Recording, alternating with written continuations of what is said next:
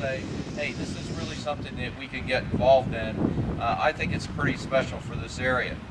And the 100,000 jobs that are going to come with this by the end of next year or this year, that's also pretty amazing, because this is at the time of an economic recession in Pennsylvania. One of the comments I hear all the time in Harrisburg, well, if the gas industry is doing so much, why are our unemployment numbers still so high? Hello, if it weren't for the gas industry, they'd be a lot worse than what they are now. So that's a problem that I have in talking to people. Whether we realize it or not, the Marcellus Shale play here in Pennsylvania is probably, if it's fully developed, according to the Penn State study, it will be the second largest in the world, second only to one in that borders Iran and Qatar. That also is pretty amazing. The other thing is our Marcellus Shale is 4 times as big as the Barnett Shale in Texas, which is what we hear about all the time. So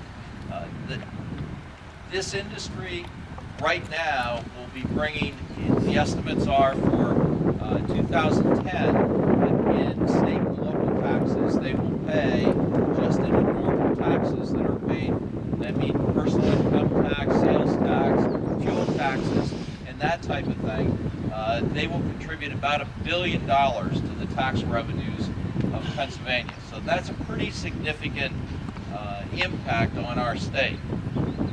Now, the problem I have in Harrisburg and elsewhere throughout the state, and Representative Everett has the same issue, is there are so few of us involved up here in the hinterlands with what's going on, that the majority of the people, especially anybody south of Interstate 80, doesn't know what's going on, and I'm not sure they care, other than the fact that it's a potential income source to them. Yesterday, I met with a group of lawyers, the Ag Committee from the Pennsylvania Bar Association, and you can, say what you want about a group of lawyers. They didn't have a clue as to what was going on, and the more I talked to them, I thought, I just can't believe we're this far into this industry in Pennsylvania, and these people are so clueless as to what's really happening. I mean, I had comments to me as well, like, is anything really happening, or is this just still in the planning stage?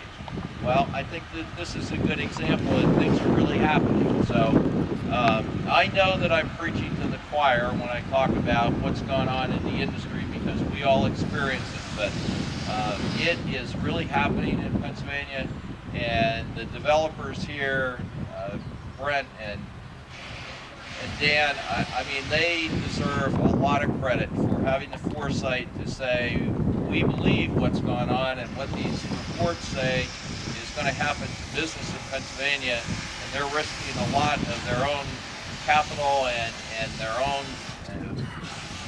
reputations to go ahead and say, we're going to take a chance, and we're going to do this, we're going to provide jobs, and we're going to do all this for this part of Pennsylvania, which is my goal.